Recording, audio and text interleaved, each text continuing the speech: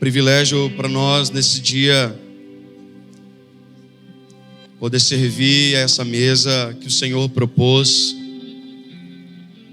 mais uma vez. A mesa dos santos, a mesa, como foi dito, dos lavados pelo sangue do Cordeiro. Aleluia, aleluia. Grande é o Senhor.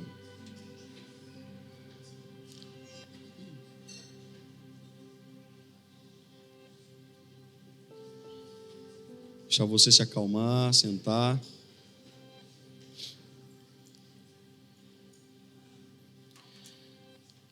Queria que você abrisse a escritura no livro de Neemias.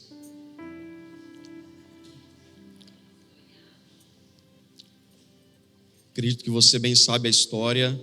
Neemias era um governador, mas que devido ao estado de exílio, estava como copeiro na casa do rei. E fica sabendo de qual era o estado de Jerusalém. E a escritura diz que ele lamenta, ele chora, ele jejua e ele ora. E a sua oração, ele compungido em espírito diante do rei. O rei perguntando, ele dizendo o porquê da sua tristeza. O rei então concede a ele não apenas que ele voltasse para Jerusalém para continuar a reconstrução dos muros e daquilo que ainda precisava, mas também concede a Neemias tudo o que era necessário para que isso fosse possível. E nós vamos ler que Neemias então retorna e começa o trabalho de reconstruir os muros. Há um tempo atrás, nós ouvimos o apóstolo Luiz falando de maneira bem específica no livro de Esdras sobre as coisas que foram restauradas naquele período. E tudo começava pela base do altar, até o momento em que nós vamos chegar nos muros aqui já em Neemias. O contexto do momento em que nós vamos ler agora é o final de todo esse período. Nós estamos aqui no capítulo 13. É o último capítulo de Neemias.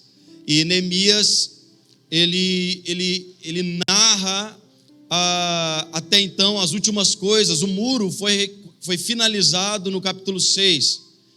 E de lá para cá, até o 13, algumas coisas aconteceram, ajustes finos acontecendo, posicionando levitas, sacerdotes e toda a ordem necessária para fazer que o funcionamento da casa de Deus ocorresse. Então, assim como Davi, Neemias agora, como um governador, está posicionando os trabalhadores, os servos, os levitas, os sacerdotes em suas respectivas funções, amém?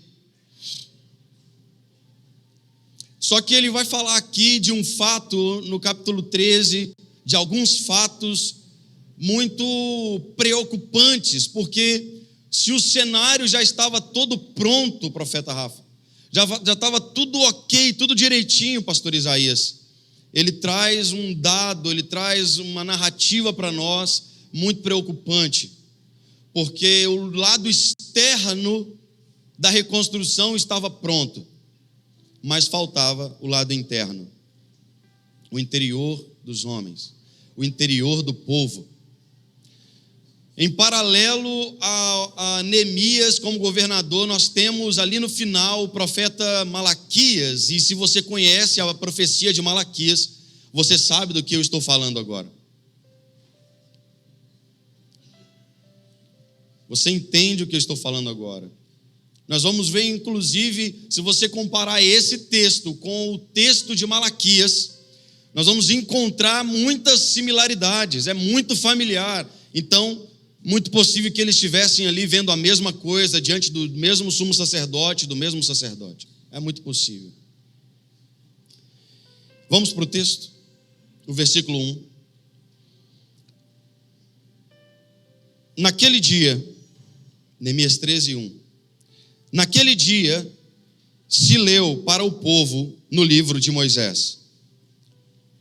Achou-se escrito que os amonitas e os moabitas não entrassem jamais na congregação de Deus, porquanto não tinham saído ao encontro dos filhos de Israel com pão e água. Antes, assalariaram contra eles Balaão para os amaldiçoar. Mas o nosso Deus converteu a maldição em bênção. Ouvindo eles, o povo, esta lei, apartaram de Israel todo o elemento misto. Uma coisa interessante,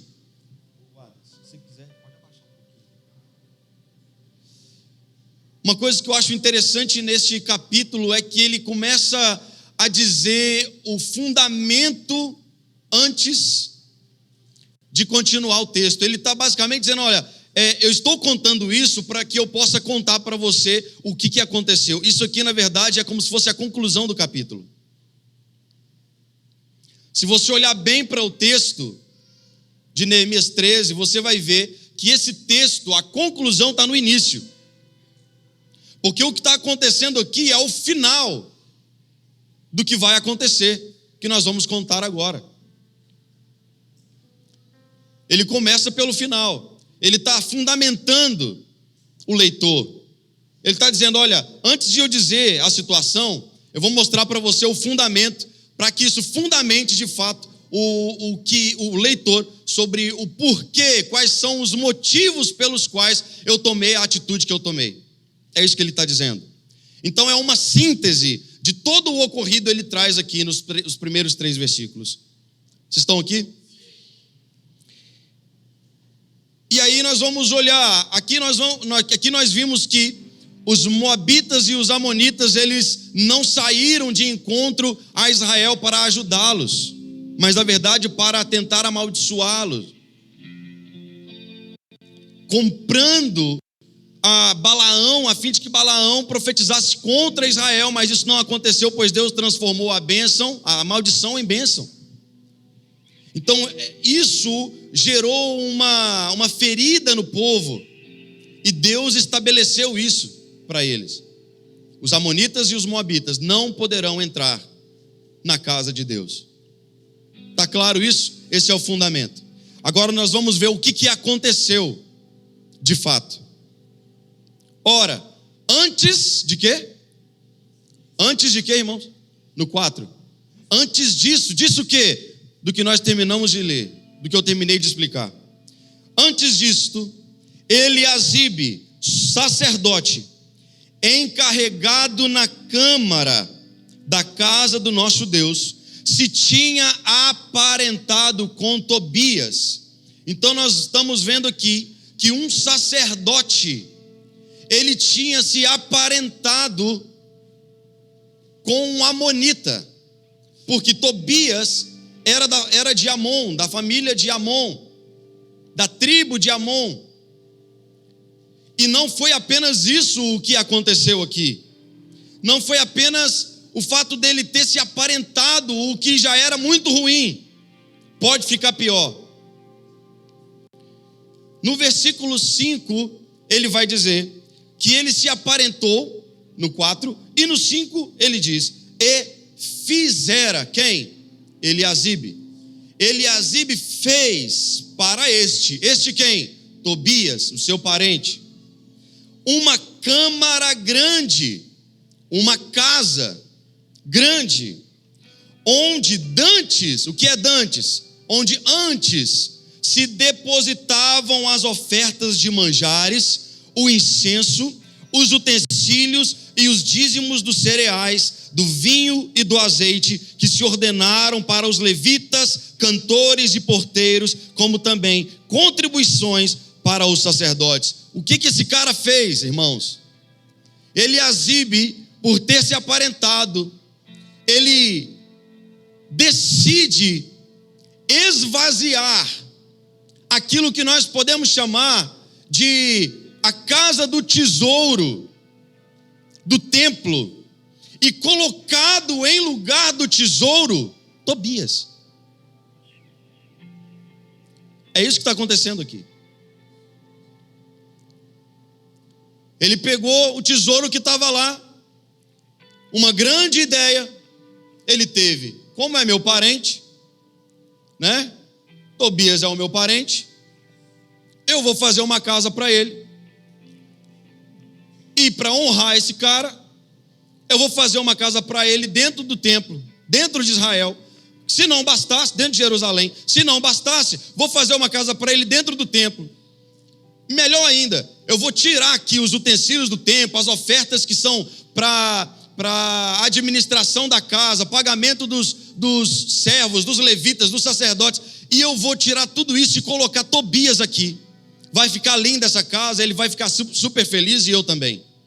Olha que ideia terrível que esse cara teve. Quem era Tobias? Um amonita.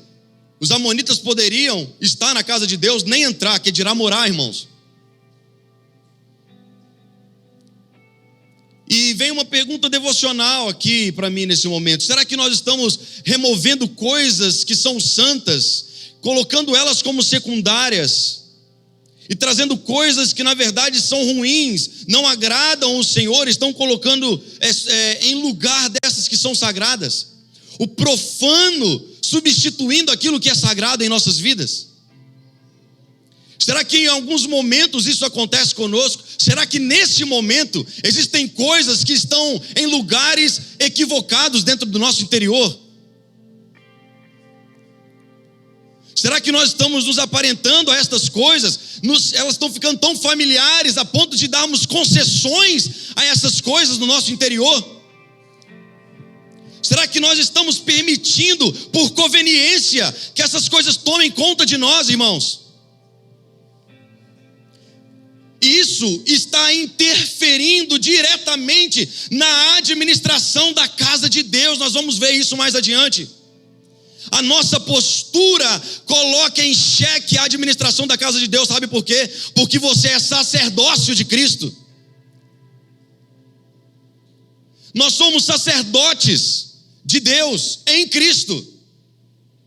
Nós exercemos com Ele o seu sacerdócio. Então cada ação que nós fazemos, ela tem uma reação direta na administração da casa. E aqui nós estamos falando sobre o momento em que praticamente tudo já estava em seu devido lugar. Tudo já estava posto. Estava tudo bonitinho, estava tudo rodando legal. Para você ter uma ideia, sabe qual é o significado do nome Eliasibe? Deus que restaura. Eliasibe significa Deus que restaura, mas o que está acontecendo agora é que ele está se opondo à sua identidade. Eliasibe está se opondo àquilo que ele tem como nome, o Deus que restaura. Meu amigo, não adianta você ter nome bonito. Não adianta você ter um nome com um significado legal. Não adianta você fazer parte de uma comunidade legal. Não adianta você fazer parte de uma família séria, de ouvir ensinos sérios. Não adianta você fazer parte de nada disso, se você estiver disposto a negociar as coisas sagradas pelas profanas. Não adianta. Você não vai cooperar, o teu nome não coopera. Ele fez isso em nome dele mesmo. Ele não fez isso em nome de Neemias. Ele não fez isso em nome de Jerusalém. Ele fez isso em nome dele mesmo. Então nós precisamos olhar, cada um de nós, para aquilo que nós estamos cooperando nessa edificação. Nós precisamos olhar para isso. O lugar era das ofertas. O lugar era dos manjares, da oferta de manjares. O lugar era dos dízimos, era dos utensílios. Qual Tobias está no lugar sagrado no seu interior? Será que existe? Será que, irmãos, existem em nós Tobias?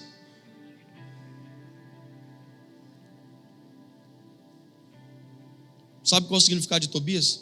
Deus é bom. Deus é bondoso. E é esquisito. Sabe por quê? Porque eu não sei se você sabe, mas esse Tobias aqui é o mesmo Tobias que lá atrás se opôs à edificação dos muros. O negócio vai ficando pior. O Tobias que nós estamos lendo aqui agora é o Tobias que lá atrás, junto com Sambalate e Gesem, estavam diante do exército de Samaria e estavam tentando de alguma maneira uma forma de desencorajar o povo a trabalhar na reconstrução dos muros. É esse o Tobias que agora está dentro da casa de Deus. Mas sabe qual é a questão? Que Tobias, ele libera uma profecia lá atrás, nesse mesmo momento, nesse mesmo cenário. Vamos abrir Neemias, aqui no capítulo 4, a gente vê o seguinte, no versículo 1, tendo Sambalate ouvido que edificávamos o muro, quem está falando isso aqui? Neemias. Tendo Sambalate ouvido que edificávamos o muro, ardeu em ira e se indignou muito. E escarneceu dos judeus, zombou dos judeus. Então, falou na presença de seus irmãos e do exército de Samaria e disse: que fazem estes fracos judeus? Permitisse-lhes a isso? Sacrificarão? Darão cabo da obra num só dia? Renascerão, acaso, dos montões de pó as pedras que foram queimadas? Olha o que Sambalate está dizendo. Estava com ele um cara chamado Tobias, amonita, e disse: olha a palavra que esse cara liberou: ainda que edifiquem, vindo uma raposa, vindo o quê? Uma raposa derribará o seu muro de pedra. Esse cara, quando ele liberou essa palavra, essa profecia, ele trabalhou para que ela se cumprisse. Satanás trabalha para atrapalhar a reconstrução da casa de Deus. Satanás não está brincando de ser Satanás. O diabo não está brincando de ser diabo.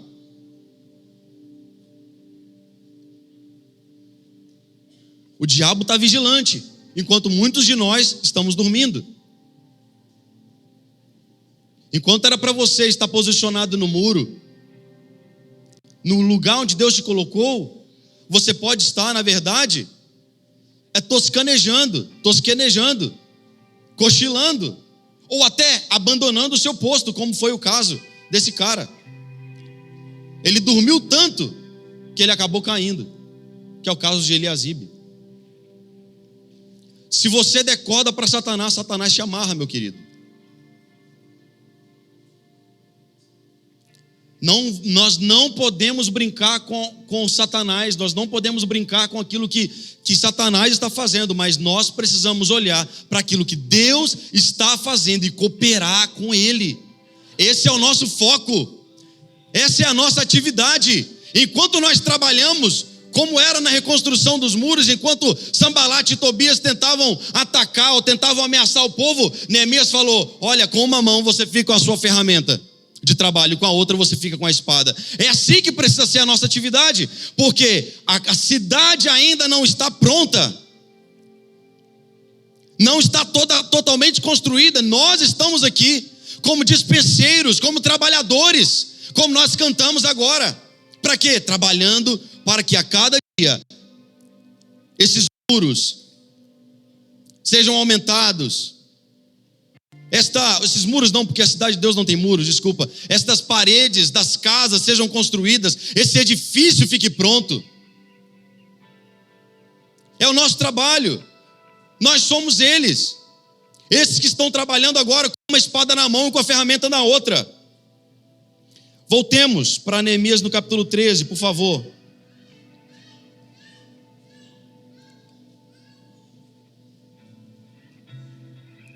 O versículo 6 tem algo muito interessante que eu fiquei observando, meditando lá em casa, que é o seguinte: aqui no 6, Neemias vai contar que isso tudo aconteceu quando ele não estava em Jerusalém. Neemias conta que ele havia ido para festejar o 32º ano do rei Artaxerxes, na Babilônia. Então ele vai até Babilônia, deixa o povo lá. O povo estava como? Funcionando. Sim ou não, irmãos? Vocês estão aqui, irmãos? Estava tudo funcionando, estava tudo rodando direitinho. O sacerdócio estava legal, o ministério levítico estava legal, estava tudo certo, estava tudo pronto. Neemias falou: agora eu acho que eu posso ir lá. Vou lá festejar com Artaxerxes o seu 32º aniversário e daqui a pouco eu volto. Ele sai. Quando ele sai, tudo isso acontece. Então aqui ele faz um parêntese para dizer: eu não estava quando isso aconteceu. Uma pergunta que eu faço para você é: quando o teu pai sai, qual é o sentimento que fica em você? Não, falando sério. Quando o seu pai sai de casa, ele vai viajar para algum lugar, quando você sabe que isso vai acontecer, como que você fica? Qual é o sentimento que te pega?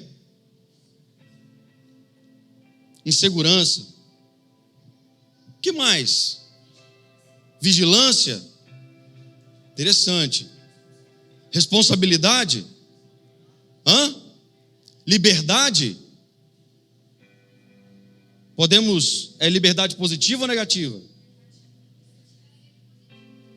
Para o filho, positiva? Negativo? Então podemos chamar isso de libertinagem? Uma falsa sensação de liberdade? Muitos de nós, irmãos, quando o pai sai, nos sentimos no direito de dormir até um pouco mais tarde, é ou não é?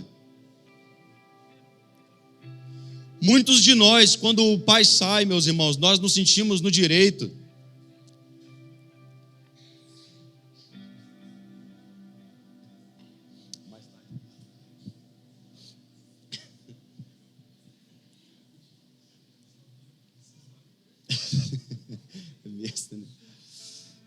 Quando o pai sai, muitos de nós, meus irmãos, ao invés de ficarmos vigilantes, como muitos falaram aqui, na verdade, nós dormimos até mais tarde. Ao invés de irmos saber o que o outro está necessitando, qual é de fato a necessidade real do outro, nós, na verdade, fazemos uma plaquinha e colocamos na porta do quarto escrito: não perturbe. Porque agora eu vou viver uma falsa liberdade.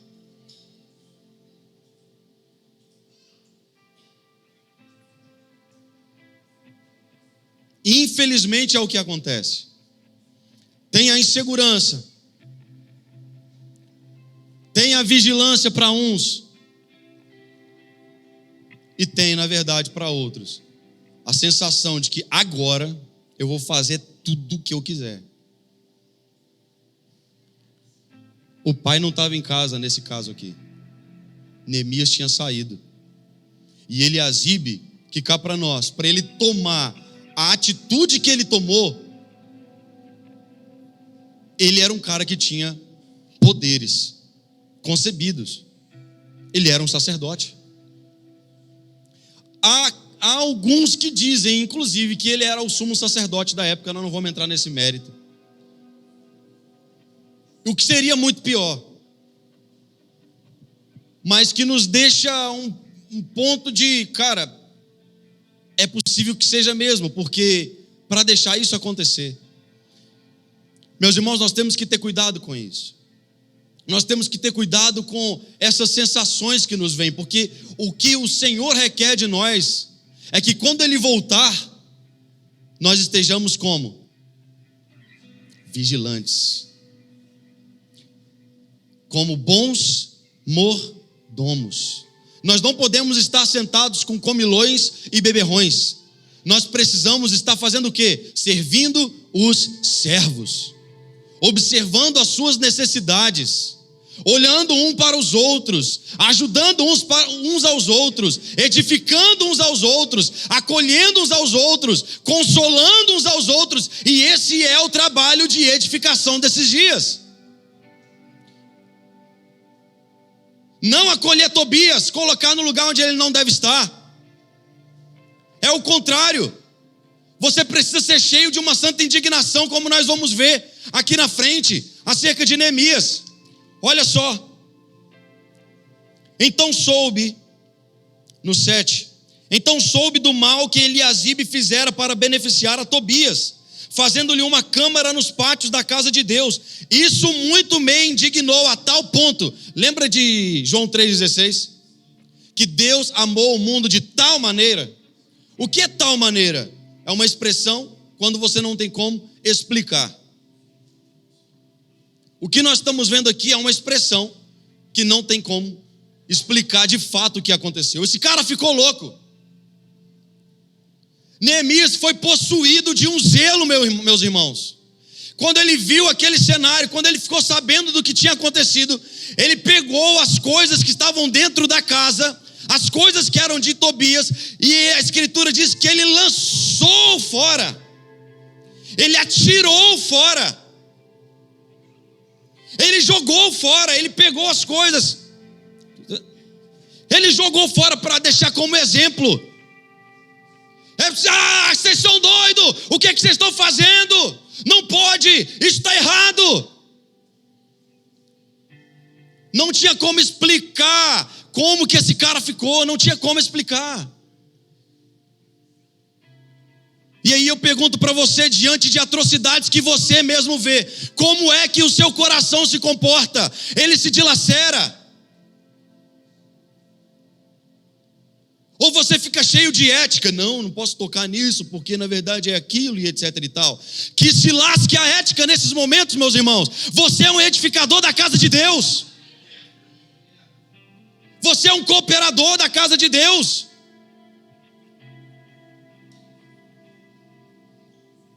E você quer ser ético ainda com Tobias, com Eliasibe.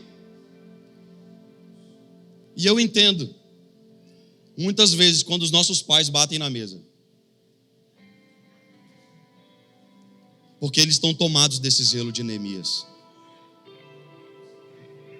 E nesse caso, Neemias era sombra daquilo que nós vamos ver lá em João no capítulo 2. Quando Jesus, ele indo para Jerusalém, ele entra dentro do templo e ele vira a mesa dos cambistas. E a escritura diz que o zelo da casa consumiu Jesus. O zelo da casa te consome, meus irmãos. Você é um guardião e um administrador das coisas de Deus. Você é um guardião e um administrador das coisas do Senhor. Ou você é alguém conivente que faz uso destas coisas para beneficiar a si mesmo?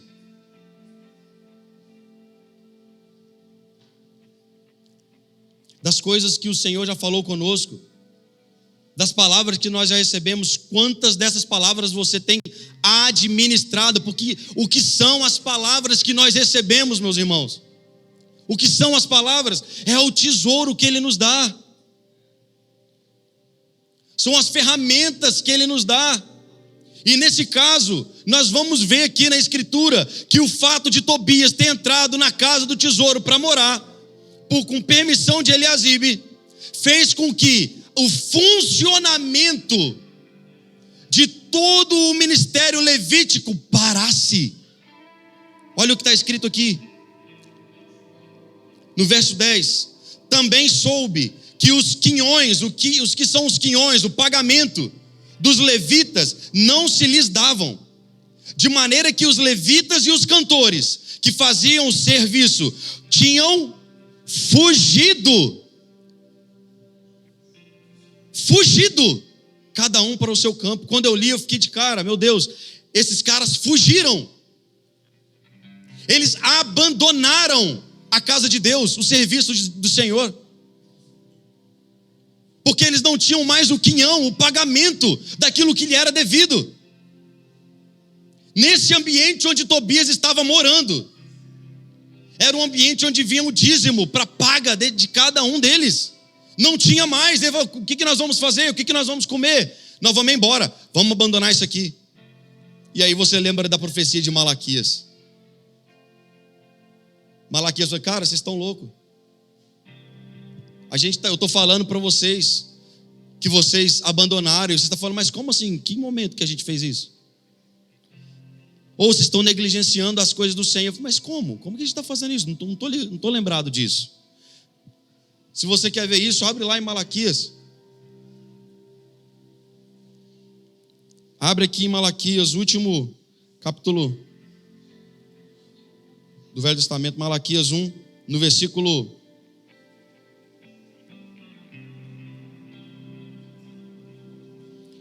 6 fala: o filho honra o pai, e o servo ao seu senhor. Se eu sou pai, onde está a minha honra? E se eu sou o Senhor, onde está o respeito para comigo? Diz o Senhor dos Exércitos a vós outros: ó sacerdotes, que desprezais o meu nome. Vós dizeis, em que desprezamos nós o teu nome?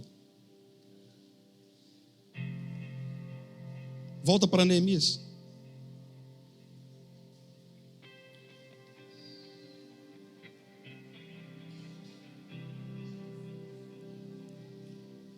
Eles fugiram, meus irmãos. Fazer um parêntese aqui. Uma aplicação que é um pouco fora, mas se encaixa. Você só serve quando você está sendo pago? Porque nós estamos olhando para a velha aliança aqui. Mas na nova aliança, nós já temos tudo aquilo que é necessário. Você só serve quando você recebe para isso? Tipo, Deus é suficiente para você só no momento em que Ele está pagando você, no momento que Ele para de pagar você, Ele deixa de ser suficiente? No momento que os seus irmãos estão te bancando, pá, você está, Deus é suficiente. Quando para, aí Deus deixa de ser? Só uma pergunta, só para a gente entender onde é que está a nossa fidelidade, Beli. Onde é que está a nossa fidelidade, Luana? A nossa fidelidade está porque eu sou assalariado, ou a nossa fidelidade está no nosso chamado, na nossa vocação?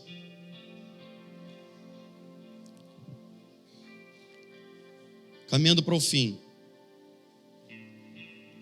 O versículo 11 é o versículo que tem estado muito em minha mente durante esse ano, Pedro. Eu tenho meditado constantemente nesse versículo, tenho olhado para dentro de mim, tenho chorado. E essa é uma pergunta que você precisa fazer para você mesmo. Você não tem como fazer isso para o outro. Então, contendi com os magistrados. E aqui fica, irmãos, essa aqui é uma palavra para todos nós, mas principalmente para os ministros.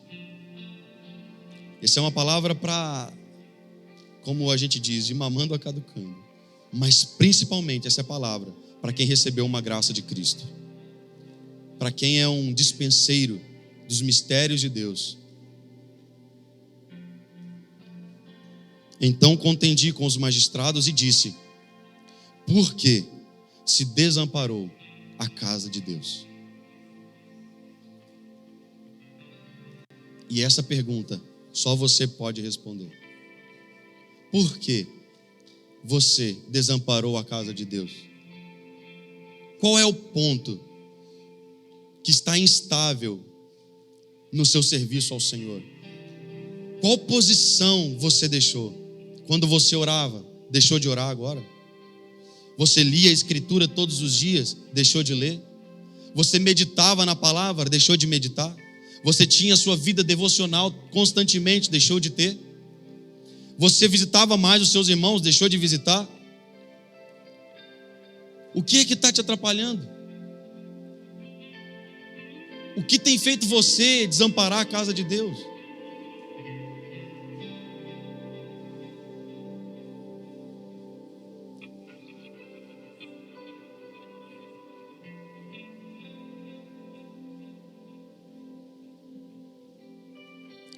Texto de 1 Coríntios, no capítulo 4, versículo 1 e 2, ele diz: assim, pois, importa que os homens nos considerem como ministros de Cristo. Os homens nos considerem como ministros, eu estou falando a ministros aqui nesse momento agora, irmãos. Que os homens nos considerem como ministros de Cristo e despenseiros dos mistérios de Deus. Tá, tudo bem, que os homens nos considerem isso, mas e quanto aos dispenseiros? Aí o versículo 2 vai dizer que os dispenseiros sejam achados fiéis.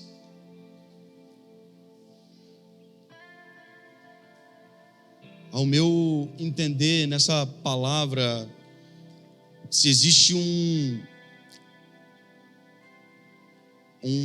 remédio ou algo que evita com que a nossa vida se torne para Deus, na verdade, um embaraço para os seus planos, é o zelo do nosso coração, é o ardor do nosso coração. Não tem como a gente servir ao Senhor sem zelo. Não tem como a gente servir o Senhor sem ardor, sem paixão. Porque se você não tiver paixão pelo Senhor, você vai servir por quê? Você vai servir pelo quê? Você vai servir pelo serviço? Vai servir para ser reconhecido? Aqui em Neemias, no capítulo 3, no versículo 11, se eu não me engano, aliás, no versículo 20, a gente vai ver algo muito interessante. Do 1 ao 19, anota isso, depois você lê na sua casa. A gente está falando sobre o Neemias 3, do 1 até o 20. Do 1 até o 19, a gente vai ver Neemias falando, narrando sobre os homens que reconstruíram os muros. Então ele vai dizer o nome, a família dele e qual foi a parte, o perímetro dos muros que foram reconstruídos por eles. Só que quando nos chega no 19, vamos ler. Chega no 20, aliás, né?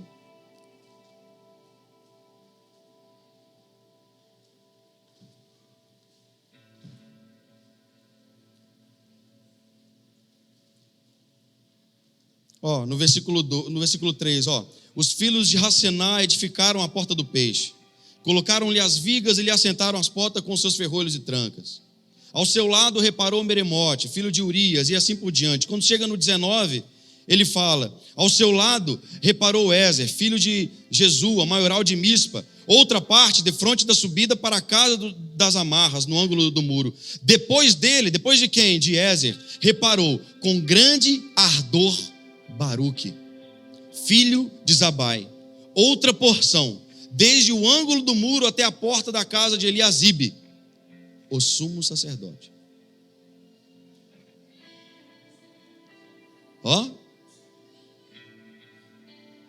Não vou, porque tem uma discussão se sim ou se não. Se sim é pior, mas vamos focar no que Neemias fala sobre Baruque.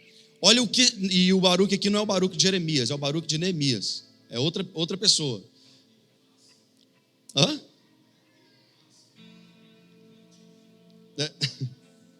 Olha que interessante isso aqui, meus irmãos. Na minha versão, o ardor de Baruque vem antes do seu nome. Eu não sei na sua. Nesse caso, para alguns, aonde está a posição desses fatores não vai alterar o produto. Mas no meu caso, da maneira como essa brincadeira que eu quero fazer aqui, isso sim altera aí muito. Porque tudo bem, você pode ser um bom edificador e pode ser conhecido por ser um bom edificador. Legal. Esse aqui é o José, ele edifica legal. Esse aqui é o Rafa, ele edifica bem. A Lu, ele edifica muito bem. Só que quando chega nesse cara, ele fala assim: com grande ardor, Baruque.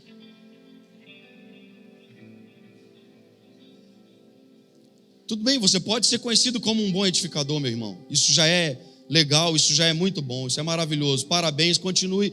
Mas se tem uma coisinha que eu fiquei olhando para esse texto e falei: cara, eu acho que ele foi intencional, pelo menos na minha versão aqui, esse cara foi intencional em colocar, na verdade, o grande ardor antes dele.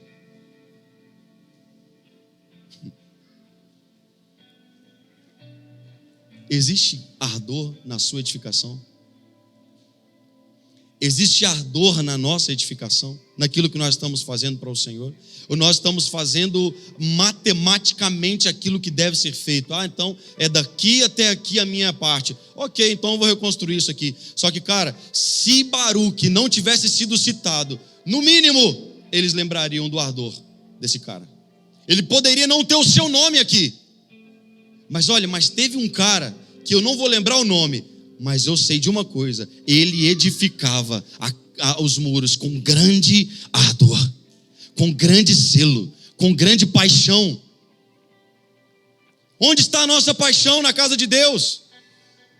Onde está a sua paixão em trabalhar naquilo que é a coisa mais maravilhosa que existe na face da terra? E você foi arregimentado para isso, graciosamente, porque você não merecia trabalhar nisso.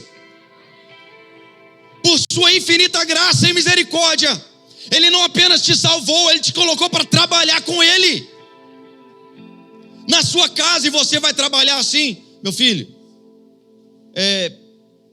pega ali a colher de pedreiro e faça essa parte aqui. Pai, tá bom, beleza, filho, ficou muito legal, mas você poderia ter feito com mais vontade. Porque agora, no final, o que nós estamos falando não é sobre o quão bonito ficou, é sobre o quanto de ardor há no seu coração quando você edifica. O quanto de paixão que há no seu coração quando você edifica. Essa manhã é uma manhã que o Senhor está nos chamando a tirar, a lançar fora as coisas que na verdade nós colocamos para dentro, mas que compete com a vontade de Deus. Mas nos chamando também para, assim como Baruque, mas também assim como Jesus Cristo, quando o escritor aos Hebreus, no capítulo 5, vai citar a maneira como ele fez o que ele fez, com grande clamor e lágrimas.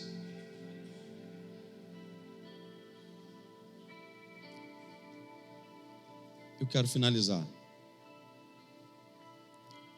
e eu não sei como fazer isso, porque nós começamos celebrando, nós começamos exaltando aquele que é o sumo sacerdote por excelência, o supremo sacerdote, o supremo sacrifício.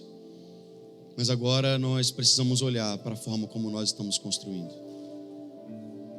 Veja, cada um, como está construindo.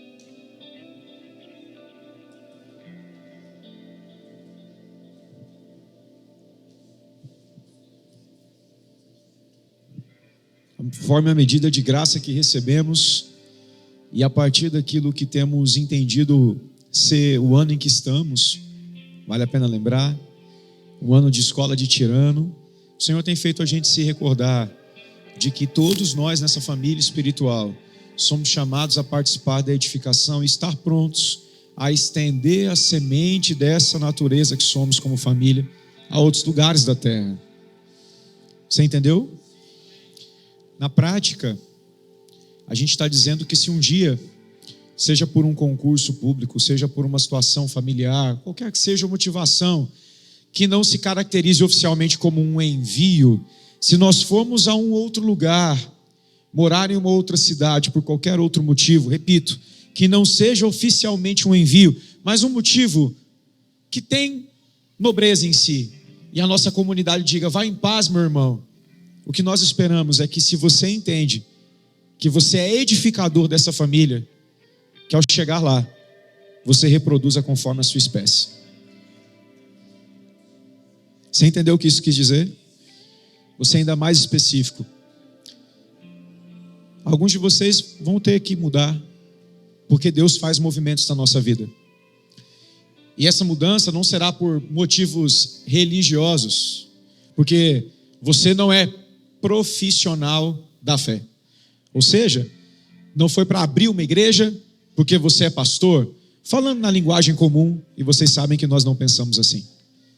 Mas, ao chegar lá, você pode, mesmo tendo vivido em meio a tudo isso, testemunhado a edificação de casas, de vidas, fazer para nós uma ligação no bom e velho jeito religioso de sempre, dizendo, e aí, vocês não querem abrir uma igreja aqui?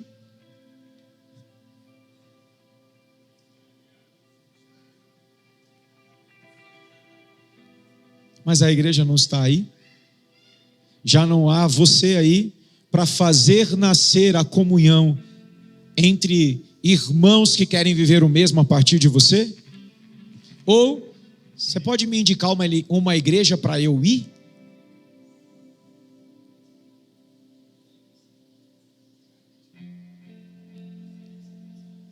Aí cabem as palavras de Jesus: há tanto estivemos com você e não serviu para nada. A menos que você queira estar conosco por uma temporada, só porque você acha legal estar entre a gente. Tudo bem, fique entre nós, passe a temporada, a bênção. Mas se você se declara parte desta família, há uma característica entre nós: a gente quer ser como Baruque. A gente quer edificar com ardor. A gente quer ter o coração de ardor de Baruque, para que na presença ou na ausência de alguém que a gente considera pai, a gente não pegue o que Deus colocou na nossa mão para fazer uma coisa que nos agrade. E aí eu quero fazer aqui um ato profético. E quando a gente está em ambientes proféticos como o dessa manhã, em que Deus falou poderosamente conosco, não seja irresponsável, mas seja impetuoso se você discerne que o Espírito está te dando uma oportunidade. E eis a pergunta: você quer participar dessa edificação? Se sim, nós vamos fazer um pacto nessa manhã, de que onde quer que Deus nos leve, algo começará a partir de nós.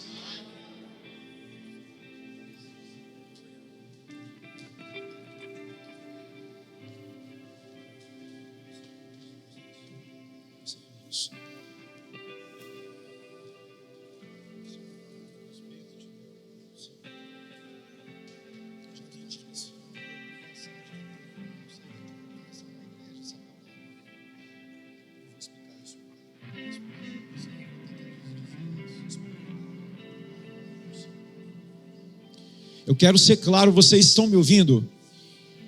Existe uma responsabilidade que cabe a cada um de nós. Essa responsabilidade, irmãos, ela tem níveis diferentes. Quando você é chamado a fazer nascer de maneira pioneira um trabalho, você tem uma responsabilidade. Quando você é chamado a cooperar com o trabalho, você tem outra. Mas uma coisa não pode acontecer conosco: transferir responsabilidade. Todos aqui vão começar uma igreja. Eu quero que você fique claro com isso. Todos vão começar uma igreja. Mas você quer viver isto que você recebeu em qualquer outro lugar? Você está disposto a cooperar com isso? Então isso tem jeitos diferentes de serem feitos. Você pode cooperar com algo que já existe? Sim. Você pode ser pioneiro que comece algo? Sim. Você pode ser uma pessoa que vai orar por um tempo e vai encontrar irmãos que têm o mesmo espírito que você nisso? Esta palavra está falando sobre a responsabilidade. O que queima no meu coração nessa manhã e há dias me preocupa é que nós não vejamos que somos uma das partes de edificação. Por isso eu falei especificamente de Baruque. Que caiba a nós uma parte importante, e que quem sabe em algum lugar do mundo Deus está orando, pedindo ajuda, e você é o socorro que chega.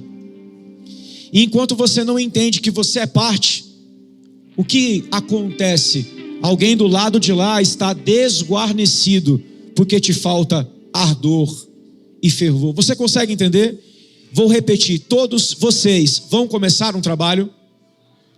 Entenderam isso? Mas todos podem cooperar com. Onde vocês podem cooperar?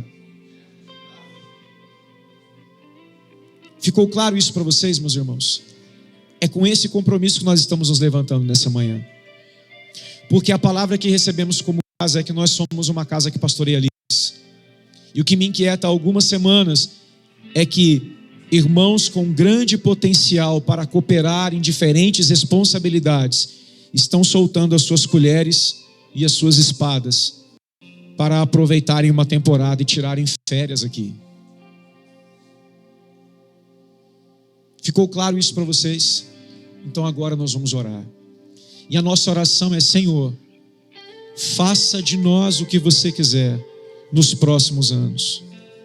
Perca o medo, inclusive, de fazer movimentos que de repente você já pensou em fazer. Por exemplo, orar dizendo: Senhor, se você quiser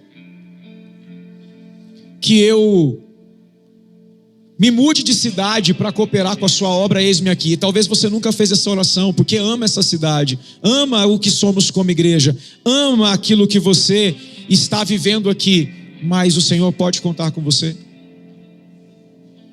na cooperação? Essa é a pergunta que eu estou fazendo. Você pode começar a orar. Comece a orar no seu lugar, a partir daquilo que você já entendeu. Alguns irmãos aqui têm responsabilidades específicas de pastoreio. Deus pode fazer com que você seja pastor em algum lugar. Estou falando especificamente a ministros. Essa é uma oração sua, eu não posso dirigir você nessa oração. O ato profético está no comprometimento.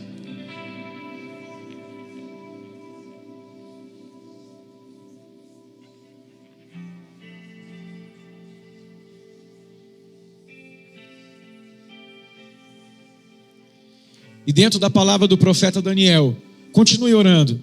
Eu quero pedir para que ele ore por nós, liberando sobre nós um coração de Baruque e limpando-nos de todo tipo de postura de Eliasibe.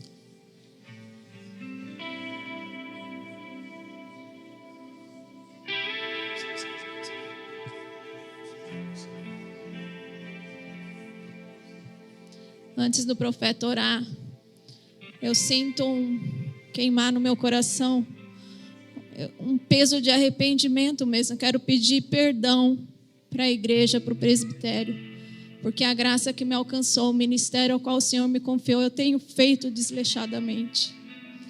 E isso o Senhor tem me cobrado. Eu tenho sentido essa semana um vazio, um peso em relação à minha responsabilidade que não está sendo feita. Eu me sinto paralisada. E eu fiquei pensando, quem que eu estou tocando?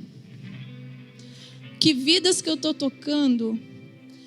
E eu me sinto vazia, me sentia vazia, me sentia paralisada de fato mesmo. Eu quero pedir perdão aos irmãos, ao Senhor, ao presbitério, a essa casa. Que os irmãos me ajudem a pastorear, me ajudem no meu pastoreio, que eu consiga romper com tudo aquilo que tem me impedido, a minha própria mente, a minha própria culpa. Eu patino, eu tento, eu vou sair, eu vou conseguir, mas eu sei que eu preciso pedir perdão hoje e a ajuda dos irmãos mesmo, para eu romper com tudo isso, eu conseguir avançar no meu pastoreio, que é uma honra que o Senhor me deu, e eu não tenho feito da forma devida. Me perdoa, irmãos, em nome de Jesus.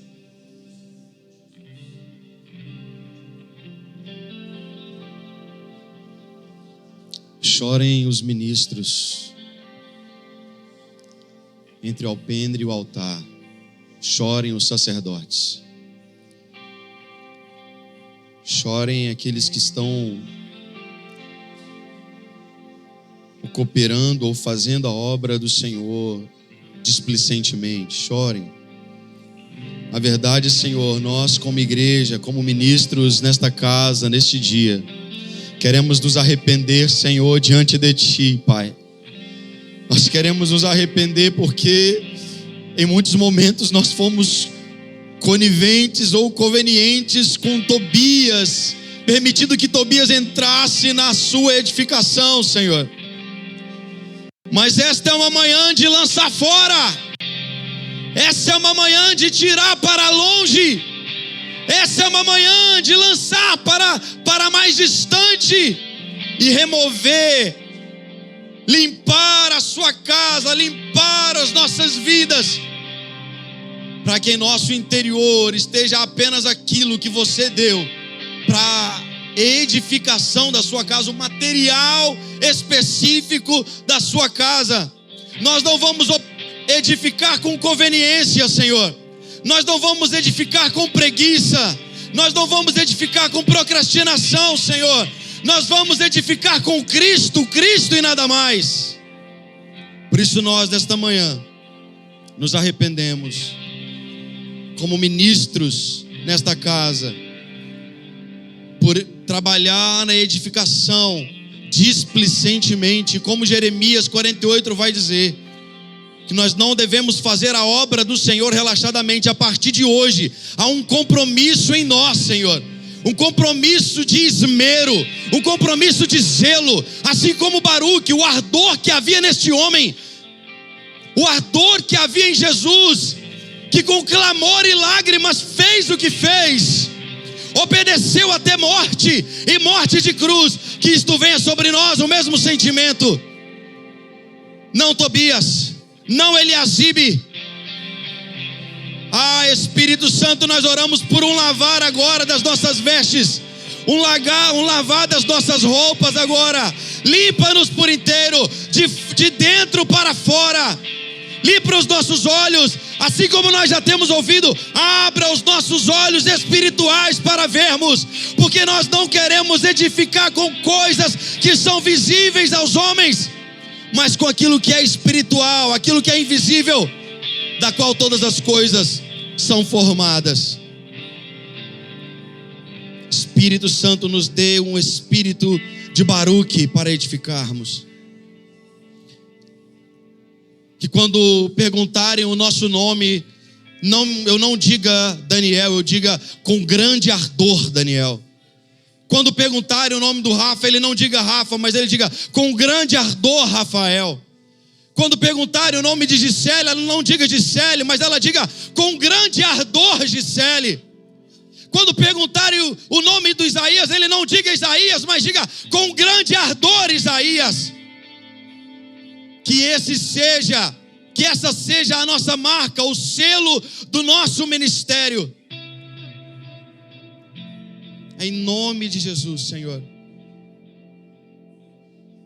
Em nome de Jesus. Em nome de Jesus. E oro por cada um dos nossos irmãos aqui.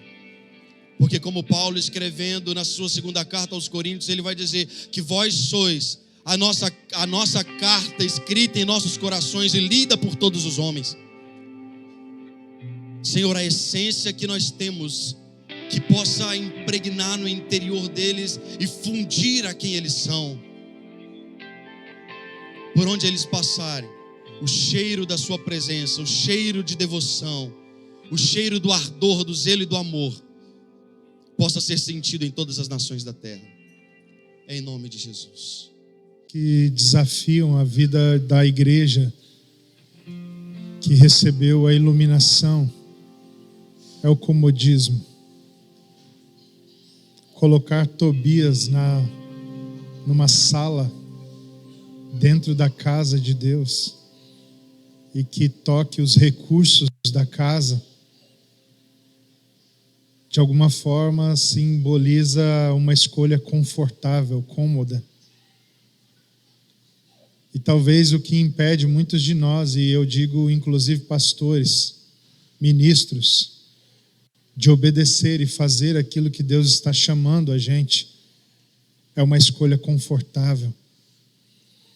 E quando eu digo confortável, irmãos, eu preciso que você desvencilhe da sua mente, desvencilhe a possibilidade de enxergar conforto como algo prazeroso. Porque a palavra conforto, ela tem a ver com comodismo, comodidade. E sabe o que para nós é um desafio que nos empurra nessa direção, nesse tempo? É o medo, por exemplo, de tentar e fracassar. Como eu vou começar isso? A chance de dar errado é muito grande.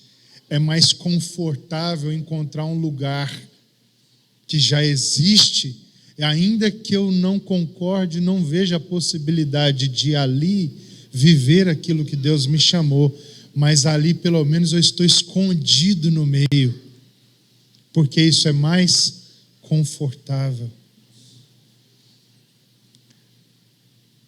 Eu não vou tentar fazer aquilo que Deus me chamou, porque pode ser que eu não sei fazer. Eu não vou tentar, porque pode ser que eu não tenha os recursos necessários. E só de pensar em passar por todo esse processo, é muito mais cômodo escolher participar de uma coisa que já existe, ainda que eu não ame isso, e isso não possa encontrar em mim ardor para cooperar, porque eu só vou ter ardor para cooperar por aquilo que abriu os meus olhos no Espírito e queimou o meu coração de fato. Ninguém tem ardor por aquilo que não acredita, irmãos. O que nos afasta do ardor? A comodidade, a zona de conforto. O que nos afasta do ardor? O medo de não termos o sucesso que alguém que ouviu a Deus deve ter. Então, se der errado, a pessoa pode estar pensando: o que falarão de eu ter dito que Deus falou comigo? Então, são estas coisas, e eu paro aqui, porque seriam inúmeras possibilidades que eu teria que mencionar para encontrar do seu coração. Então, quem tem que dizer quais medos, quais inseguranças, quais desafios empurram para a comodidade você, é você mesmo, meu irmão.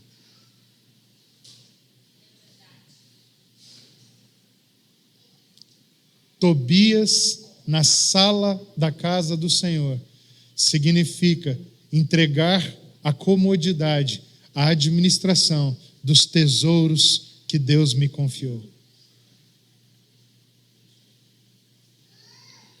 Quem está administrando os tesouros que o Senhor te confiou? Seu comodismo? As facilidades? Como Daniel falou, é viver como quando o pai não está em casa? Ou é viver como se eu estivesse sob ordem e disciplina da sua presença? Essa é uma palavra que precisa fazer a gente pensar. Quantos ministros estão aqui e correm do pau para não ter que prestar contas, para não ser cobrado? Quantos líderes que estão aqui e se esquivam de assumir de fato o que Deus confiou a você? É um Tobias na sala da casa do Senhor. Por quê? Porque eu não quero ser exigido sobre isso. Eu não quero que, se der errado, saibam que era eu que estava sob essa responsabilidade. Eu não quero ser exposto. Eu não quero que saibam o quão infantil eu ainda sou. Então é melhor nem me expor a isso, porque então eu ficarei aqui em segredo, parecendo ser maduro de fato. Nós precisamos lidar com os Tobias do nosso interior hoje, não amanhã, irmãos, hoje, agora. Que essa manhã, irmãos, tenha servido para nós, que temos um chamado de sermos uma casa de edificadores, não uma casa de cuidado, uma casa de edificação, a entendermos que entre nós não há espaço para Tobias administrar absolutamente nada do que o Senhor nos confiou. Aqui não tem feriado, irmão.